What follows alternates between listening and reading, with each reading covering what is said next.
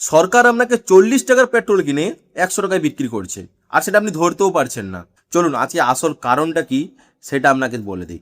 প্রথমে একটা সাধারণ বিষয় বুঝুন।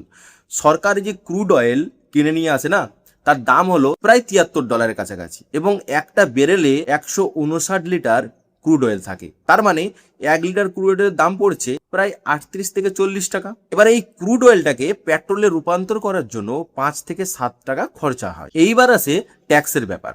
সেন্ট্রাল এক্সাইজ ডিউটি মানে যেটা সেন্ট্রাল ট্যাক্স নিয়ে থাকে, একটা স্টেট ভ্যাট মানে রাজ্য সরকার যেটা ট্যাক্স নিয়ে থাকে, এবং ডিলারের কমিশন, এই সব মিলিয়ে ধীরে ধীরে 55 টাকার পেট্রোল 100 টাকায় পৌঁছে যায়। তবে একটা গুরুত্বপূর্ণ বিষয় হলো, এই যে ক্রুড অয়েলের তেলের দামের সাথে পেট্রোল দামের সরাসরি একেবারে সাথে কোনো যুক্ত নয়। যে ক্রুড অয়েলের দাম বেড়েছে তাই তেলের দাম বাড়বে তা নয়। 2014 সালে যখন এই ক্রুড অয়েলের দাম ছিল $100 বেশি, তখন কিন্তু পেট্রোলের দাম 70 টাকার কাছাকাছি ছিল।